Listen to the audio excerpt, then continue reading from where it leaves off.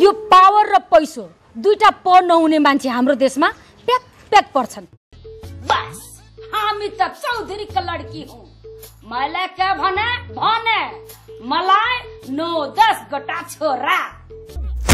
तलाई माग्ने मलाई छोडेर भाग्ने त नठी तलाला करंगुस्को। संघर्षका हरेक खुड्किला आफै चढेकी दीपाश्री निरौला।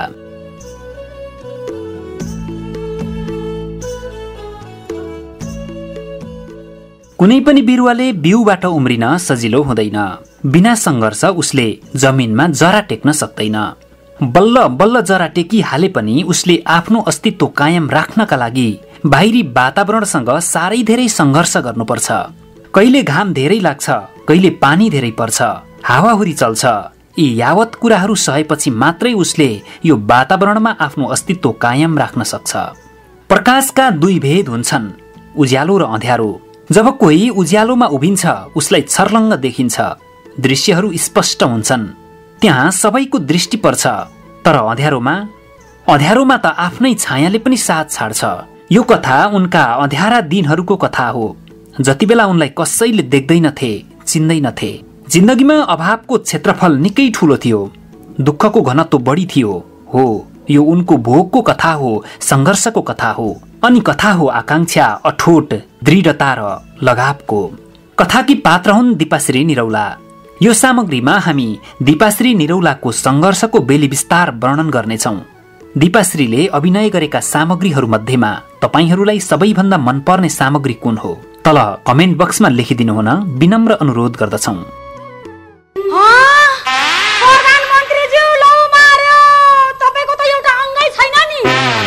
मेरो अङ्ग होइन, तिम्रो ढङ्ग छैन। बुबा आमा दुवै जागिर गर्थे, त्यसैले छोराछोरीलाई सुकिलो मुकिलो राखे। बाल्यकालमा उनलाई पुलपुल ल्याएर हुर्काए। उनी सानो छँदा केटाको स्वभावकी थिइन्। छोराकै लुगा लगाउने, खेल्न पनि छोराले जस्तै खेल्ने, भाँडाकुटी मन नपर्ने। साथीहरू भन्थे, दिपा किन त यस्तो लुगा लगाउँछेस्? किनभने तिमीहरू केटी हौ, म केटा हुँ। बुबा आमाले उनलाई छोरा नै भनेर हुर्काए, किनभने उनीहरूका छोरा थिएनन्। पछि 8 कक्षामा पुगेपछि मात्र कुर्ता सुरुवाल लगाउन थालिन्। सानैदेखि उनी चञ्चलेर रौसे, नाच्नुपर्ने, सिनेमा हेर्नुपर्ने। दशैंमा टीका थापिरहँदा पनि बुबा आमालाई छोरी हिरोइन बनोस् भनेर आशीर्वाद दिनुहोस् भन्थिन्। उनकी आमाले उनको मनोभाव बुझेकी थिइन्। उनले नाच्नकै लागि भनेर दिपालाई बाल मन्दिरमा भर्ना गरिदिएकी थिइन्। बाल दिवसका दिन नृत्य गरेर उनले पुरस्कार पाइन्। उनको जीवनको पहिलो स्याबासी थियो त्यो। दीपाश्री हुर्किएको त्यो ठाउँ त्यो बेला सहर भन्न मिल्ने पनि थिएन र गाउँ मात्रै पनि थिएन, ठिमाहा बस्ती। त्यही उनको बाल्यकाल बित्यो। दौतरीहरूसँग हाँस्दै खेल्दै झगडा गर्दै। शुक्रबार हिन्दी फिल्म सार्वजनिक हुन्थ्यो। आमाहरू नाइट शो हेर्न जाँदा रिक्सामा झुन्डिनै पर्ने। पछाडि झुन्डिएर हुन्छ कि अगाडि रिक्सा चालकसँग बसेर हुन्छ कि फिल्म हेर्न जसरी पनि जानै पर्ने। एक हिसाबले उनको बाल्यकाल रमाइलोमा बित्यो। विक्रम सम्वत 2047 सालमा आमा दिवंगत हुँदा दीपाश्री, उनका भाइ र बहिनी सानै थिए। 2 जना दिदीहरूको भने विवाह भइसकेको थियो। त्यसैले घरको सम्पूर्ण जिम्मेवारी उनको काँधमा आयो। बहिनी र भाइको रेखदेख गर्नुपर्ने, बुबाको लागि खाना तयार गर्नुपर्ने, यस्ता थुप्रै घरायसी काममा उनको दिन बित्न थाल्यो। किशोर वयमा सबैजना रमाउँछन्, खेल्छन्, तर दीपाश्री जिम्मेवारीको बन्धनमा परिन्। किशोर उमेरको आनन्दबाट विमुख भइन्। आमा बितेपछि घर नै शून्य भयो। उनीहरूले एक्लोपन महसुस गरे। जीवन निराशामय थियो।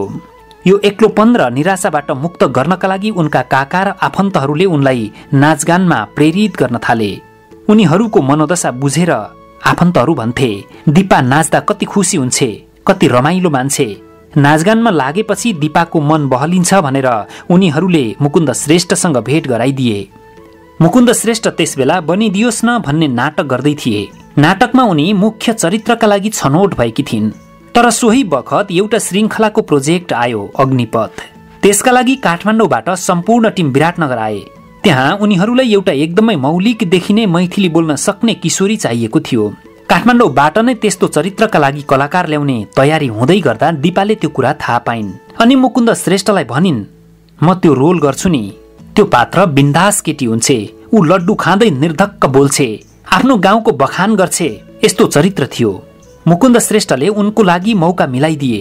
अब उनी अभिनय र मैथिली भाषा सिक्न थालिन्। त्यो धारावाहिक 10 भागको थियो।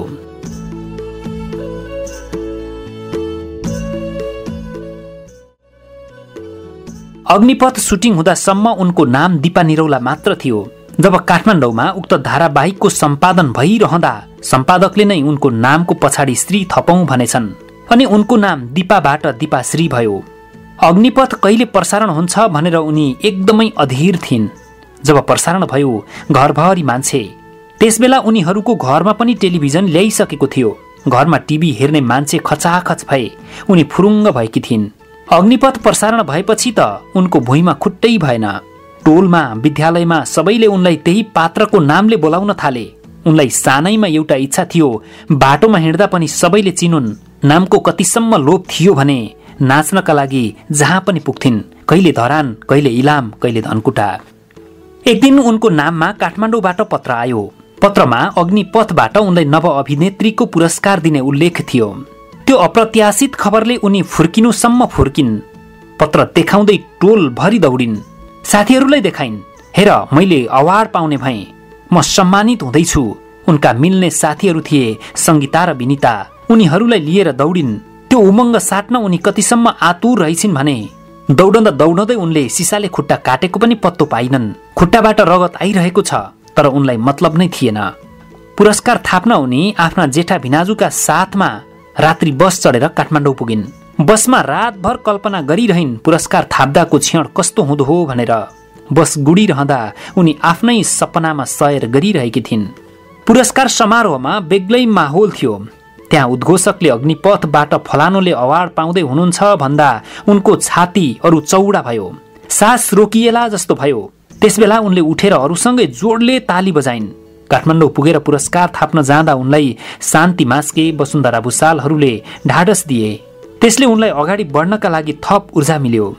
विराटनगर फर्केपछि उनले सङ्गिनी भन्ने भिडियो चलचित्रमा काम गर्ने मौका पाइन्। त्यसमा उनले पहिलो पटक सरोज खनालसँग काम गर्ने मौका पाइन्। त्यसमा रूपा राणा लगायतका कलाकारहरू थिए। त्यति बेलासम्म उनलाई कलाकारिताको रस यति भिजिसकेको थियो कि त्यसबाट उनी बाहिर आउनै नसक्ने अवस्थामा थिइन्।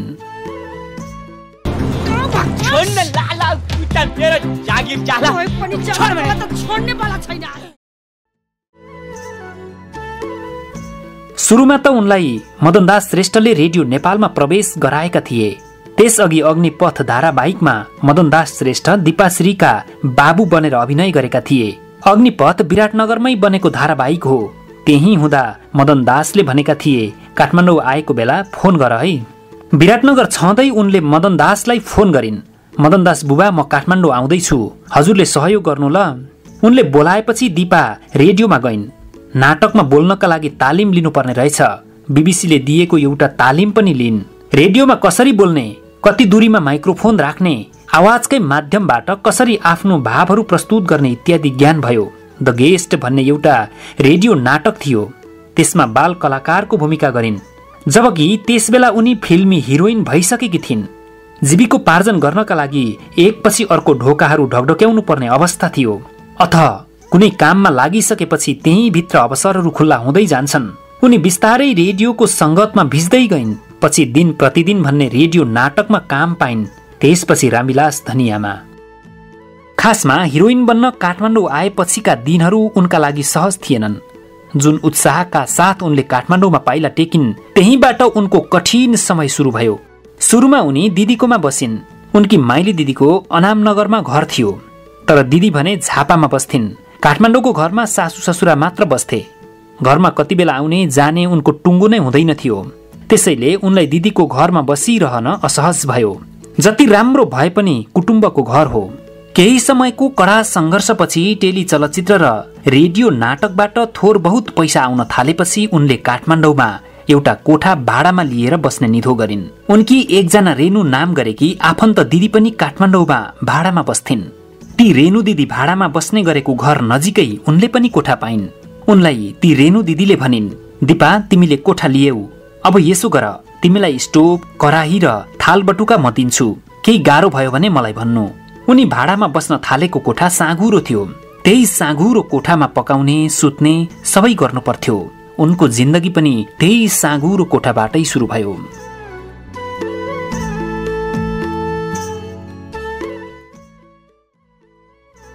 त्यसबेला स्टोभकै चलन थियो। मट्टीतेल लगाएर स्टोभमा खाना पकाउनु पर्थ्यो। सुत्ने पलङ, केही लुगाफाटो र तिनै भाँडा बर्तन बाहेक उनीसँग केही पनि थिएन। धारावाहिकमा अभिनय गर्थिन्, तर आफ्नै अभिनय हेर्नका लागि उनीसँग टेलिभिजन थिएन। टेलिभिजन हेर्नका लागि घरबेटीको कोठामा पुग्नुपर्ने। म पनि हेर्छु न है भन्दै जान्थिन् र टुसुक्कै मुडामा बसेर टिभी हेर्थिन्। उनी भन्छन्, एकदमै असजिलो लाग्थ्यो। उहाँहरूलाई डिस्टर्ब हुने पो हो कि जस्तो लाग्थ्यो। लुसुक्कै गयो, टुसुक्कै बसेर हेर्यो। विज्ञापन आउँदा पनि उनलाई छटपटी हुन्थ्यो। सरासर सिरियल मात्रै आउनु नि जस्तो लाग्थ्यो। त्यो समयमा मोबाइल चलनमा आएकै थिएन। सम्पर्कका लागि घरबेटीकै ल्यान्डलाइन फोन नम्बर दिन्थिन्। कसैले सम्पर्क गर्नु परेमा त्यही फोन आउँथ्यो। जब फोनको घन्टी बज्थ्यो उनलाई बेचैन हुन्थ्यो। कतै मेरो नै फोन आएको हो कि, कसैले मलाई सिनेमामा अफर गर्न पो सम्झिएको थियो कि। जबसम्म घरबेटीले फोन उठाउँदैन थिए उनको मुटुको चाल पनि बढिरहन्थ्यो। छिटो उठाउनु नि, मलाई बोलाउनु नि, उनी अधीर हुन्थिन्। त्यति बेला उनीसँग गतिलो लुगाफाटो थिएन। जहाँ जाँदा पनि एउटै लुगा लगाउनु पर्ने बाध्यता थियो।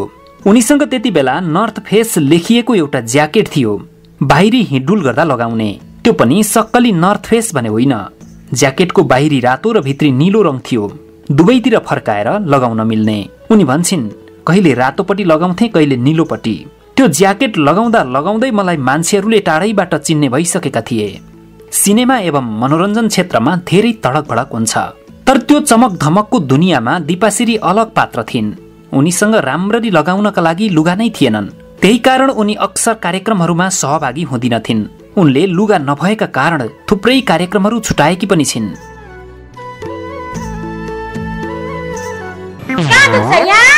होइन अलि तल, होइन अझै तल, होइन अलि तल।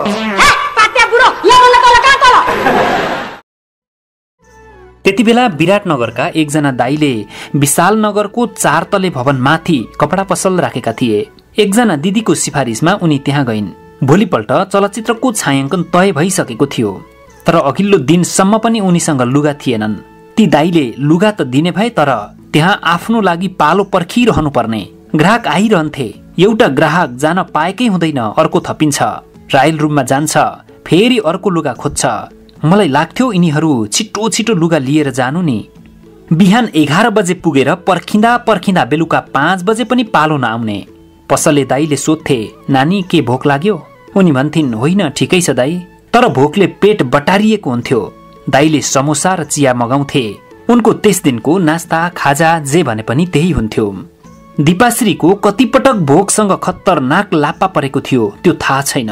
उनी भन्छन्, अहिले त पत्याउन गाह्रो होला, तर कति दिनहरू यस्ता छन् जति बेला मेरो पेटमा एक दाना अन्न पनि पर्दैन थियो। पानी पिएर पनि पूरा पूरा दिन कटाउँथे। संघर्षको बेला कामका लागि धेरै भन्दा धेरै दौडधुप गर्नुपर्छ। आफ्नो कामको कुनै मूल्य नै हुँदैन। धेरै काम र थोरै कमाई हुन्छ। यसले गर्दा भरपेट खानका लागि न त पर्याप्त पैसा नै हुन्छ, न पुग्दो समय नै हुन्छ। उनले कहिले फुर्सद नभएर त कहिले पैसा नभएर भोको पेट हुनु परेको थियो। कुनै बेला पाउरोटी मात्रले पनि छाक टार्नु परेको थियो। कुनै कार्यक्रम अथवा साथीभाइ कहाँ खाजा खाने समयमा पुगिन् भने केही खानेकुरा मिल्थ्यो। त्यसले नै उनको दिनभरको भोक मेट्थ्यो। संघर्षका दिनहरू सम्झिँदै दिपाश्री भन्छन्, अनन्त वाग्ले, शान्तिप्रिय, माधव दाईहरूलाई सम्झन चाहन्छु, जसले धेरै पटक मेरो छाक टार्न सहयोग गर्नुभएको थियो। त्यसबेला काठमाडौँमा सानो टेम्पो चल्थ्यो, तर दिपाश्रीसँग त्यति बेला भाडा तिर्नको लागि 5-10 रुपैयाँ पनि हुँदैन थियो। ट्याक्सी चढ्ने कुरा त कल्पना बाहिर थियो। त्यति बेला उनी ट्याक्सी चढ्छु भनेर त सोच्दा पनि सोच्दिनथिन्। जहाँ पुग्नुपर्छ लखर लखर हिँड्दै जान्थिन्। सुटिङमा जानु परेको बेला होस् वा रेडियो नेपालमा हिँडेरै पुग्थिन्। पछि रामविलास धनिया रेडियो नाटकपछि केही गाईजात्रे कार्यक्रममा काम गर्ने अवसर मिल्न थाल्यो। त्यहाँबाट थोर बहुत खर्च आउन थाल्यो, अनि बल्ल टेम्पो चढ्न थालिन्।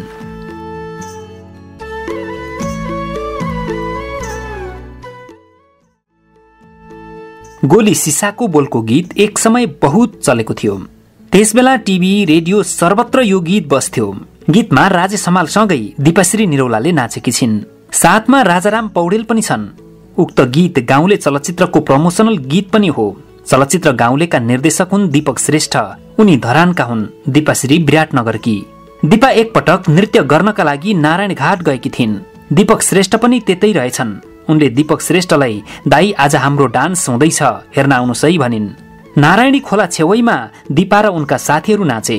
उनले दीपक श्रेष्ठलाई दाई डान्स सकिसकेपछि स्टेज पछाडि भेट्न आउनु ल भनिन्।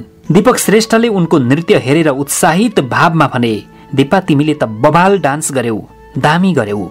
उनी अलि हक्की स्वभावकी मान्छे, बोल्न नडराउने, प्वाक्क भनिहालिन्, तपाईँ डाइरेक्टर रे, हामीलाई त लिनुहुन्न? म एउटा फिल्म बनाउँदैछु, उनले भने, तिमीलाई त्यसमा बोलाउँछु बुझ्यौ। त्यसपछि उनीहरूले फोन नम्बर आदान प्रदान गरे। घरबेटीकै ल्यान्डलाइन नम्बर थियो त्यो। नभन्दै 15-20 दिनपछि दीपक श्रेष्ठको फोन आयो। दिल्ली बजारको ओह्रालोमा गोपाल कर्मचार्यको घरमा दीपक श्रेष्ठको अफिस थियो। उनले दिपालाई अफिसमा बोलाए। सुरुमा त दिपाले पत्याइनन्। उनी भन्छन्, हा दीपक दाई मजाक गर्नुहुन्छ भन्दै मैले उहाँको कुरा उडाएँ, होइन होला भने। पछि उनी दीपक श्रेष्ठको अफिसमा गइन्। गाउँले फिल्मको गीतमा नाच्नु पर्ने रहेछ। गीत थियो गोली सिसाको। गीतमा राजेश हमालसँग उनले नाच्नु पर्ने रहेछ। राजेश हमाल जसलाई दिपाले चलचित्रमा मात्रै देखेकी थिइन्, राजेश हमालको को एक्टर भएर खेल्ने अवसर पाइन्। उनी भन्छन्, मैले दीपक श्रेष्ठ दाईलाई कति पटक थ्याङ्क यू भने। मेरो जीवनकै टर्निङ पोइन्ट यही हुन्छ भन्ने लाग्यो। यदि होइन भने मैले घर फर्किनुपर्छ, किनभने मेरो लागि त्यो ठूलो मौका थियो। त्यो बेला सिनेमाको भव्य स्क्रिनमा राजेश हमालसँग नाच्नु सामान्य कुरा थिएन। नैकापको चौरमा गीतको छायाङ्कन भएको थियो। शान्ता नेपाली नृत्य निर्देशक थिइन्। शान्तिप्रिय अनन्त वाग्ले पनि छायाङ्कनमा गएका थिए। उनीहरू दिपालाई हौसला दिन्थे। त्यसबेला नृत्य निर्देशकहरू पनि एकदमै राम्रा, उत्प्रेरणा दिने खालका। राम्रो नाच्यो भने बक्सिसमा पैसा दिन्थे। गीत सार्वजनिक भयो, सर्वत्र चर्चा हुन थाल्यो। चिने जानेकाहरू उनलाई भन्थे, तेरो गीत कस्तो हिट भयो। तर उनकोमा टिभी थिएन। त्यत्रो अपेक्षा गरेको गीत आफैले हेर्न नपाउँदाको छटपटी भने उनलाई खपिसक्नु भएन। जब गीत टप 10 बाट बाहिरियो त्यसपछि मात्र बल्ल उनले हेर्न पाइन्।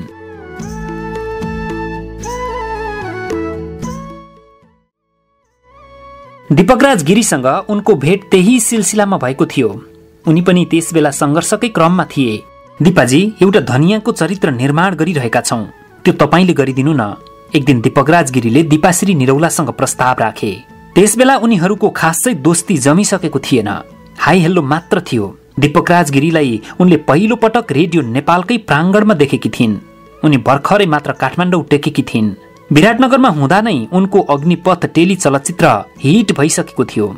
त्यहाँ उनले एक मैथिली किशोरीको भूमिकामा काम गरेकी थिइन्। त्यो केटी अग्निपथमा खेल्ने केटी होइन? दिपाश्री रेडियो नेपालमा जाँदा उनलाई देखेर दीपकराज गिरीहरू यसै भन्ने गर्थे रे। त्यसबेला जितु नेपाल, दमन रूपखेती र दीपकराज गिरी प्राय सँगै हुन्थे। दीपकराज गिरीले अनायासै धनियाको लागि प्रस्ताव राखेपछि सुरुमा त उनी हच्किएकी थिइन्। अबुई सक्दिन होला, मलाई त डर लाग्छ भन्दै पन्सिन खोजेकी थिइन्। दीपकले सहजीकरण गरे, म सिकाइहाल्छु नि, त्यस्तो गाह्रो हुँदैन भने। उनलाई उक्त चरित्र निर्वाह गर्न किन पनि चुनौतीपूर्ण थियो भने रेडियोमा रामविलास स्थापित भइसकेको थियो। रामविलासले प्रेम प्रसङ्गका कुरा गरेर असंख्य श्रोताको मन जितिसकेको थियो। रामविलासले मेरी धनिया भनिरहँदा श्रोतामा कस्ती होला धनिया भन्ने परेको थियो। तर त्यसबेलासम्म धनिया भन्ने पात्र नै उपस्थित गराइएको थिएन। मेरी धनिया छे, गाउँमा छे भनेर एक अदृश्य पात्रलाई दीपकराजले राम्ररी स्थापित गरिसकेका थिए। रामविलास धनियाको कुनै स्क्रिप्ट हुँदैन थियो, कुनै विषय छनौट गरिन्थ्यो र त्यसमै नाटकीय संवाद गर्नुपर्ने हुन्थ्यो। कुन विषयमा कुरा गर्ने, कस्तो परिवेश र परिस्थिति निर्माण गर्ने भन्ने मोटामोटी खाका हुन्थ्यो। त्यसैमा रहेर स्वतस्फूर्त संवाद बोल्नुपर्ने हुन्थ्यो। पछि रामविलास धनिया यति धेरै लोकप्रिय भयो कि श्रोताले पठाएको पत्रको ठूलो ठूलो चाङ हुन्थ्यो।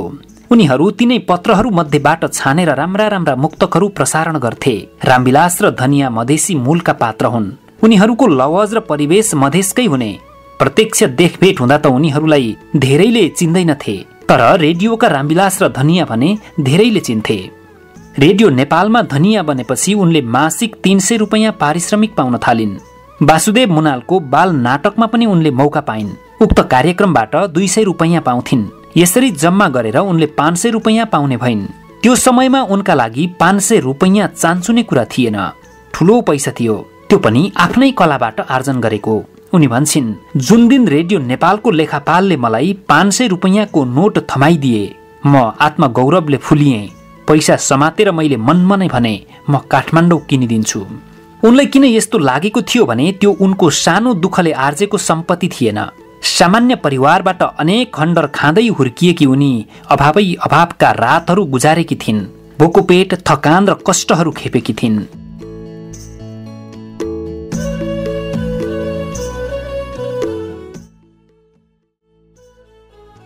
रामविलास धनिया हिट भएपछि उनीहरूलाई विभिन्न कार्यक्रमहरूको निम्तो आउन थाल्यो।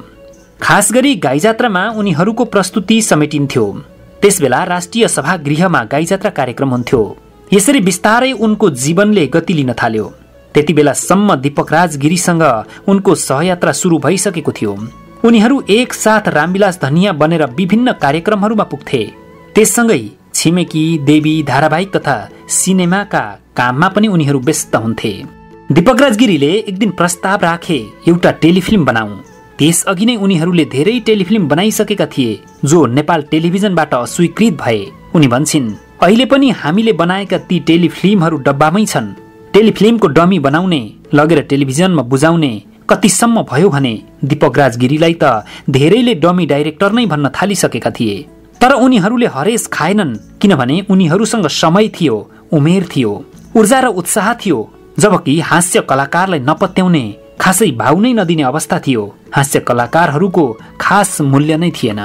पछि उनीहरूले एउटा हास्य प्रधान धारावाहिकको अवधारणा बनाए। त्यसको नाम भने संगीतकार शम्भुजित बास्कोटाले जुराइदिए तितो सत्य। सुरुमा उनीहरूले त्यो 3 भागको मात्र तयार गरेका थिए। तर पछि 13 भागसम्म बनाउने सम्झौता भयो। 13 पछि 26, 26 पछि 52 हुँदै 12 वर्षसम्म अविच्छिन्न तितो सत्यका श्रृङ्खलाहरू निर्माण भए। तितो सत्यपछि उनीहरूको करियरको ग्राफ बिस्तारै उकालो लाग्यो। तर लोडसेडिङ लगायतले टेलिभिजनको क्रेज घट्न थाल्यो। टेलिभिजन हेर्ने दर्शकहरू बिथोलिए। त्यही समयमा उनीहरूले फिचर फिल्मको काम गर्ने योजना बनाए। त्यही योजना अनुसार उनीहरूले 6 एकान 6 बनाए। त्यो निकै राम्रो भयो। त्यसले उनीहरूलाई अगाडि बढ्न अरू हौसला दियो। त्यसपछि छक्का पञ्जा सिरिज हुँदै 6 माया 6 पक्कैसम्म पुगे। दिपाश्री भन्छन्, हाम्रो यो यात्रा अटुट रहनेछ, किनभने हिजो हामी जुन अवस्थाबाट गुज्रियौं त्यो भोलिका निम्ति हाम्रो मार्गदर्शक बन्नेछ। संघर्षका तमाम खुड्किलाहरू क्रमैसँग पार गरेकी दिपाश्री निरौला र उनको टिमलाई हार्दिक शुभकामना।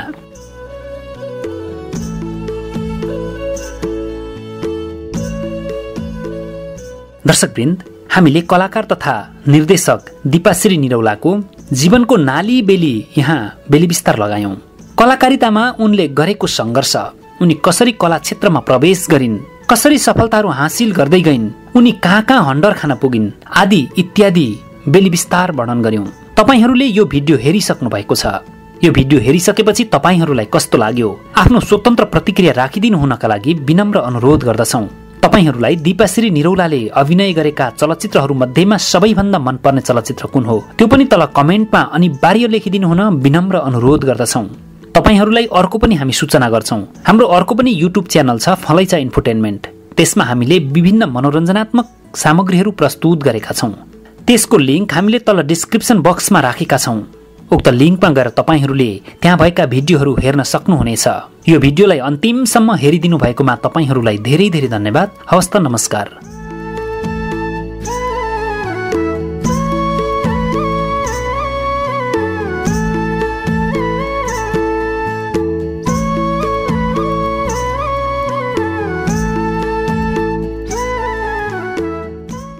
शब्दहरूको जादुमा मनोरञ्जनको संगम, फलैचा इन्टरटेनमेन्ट।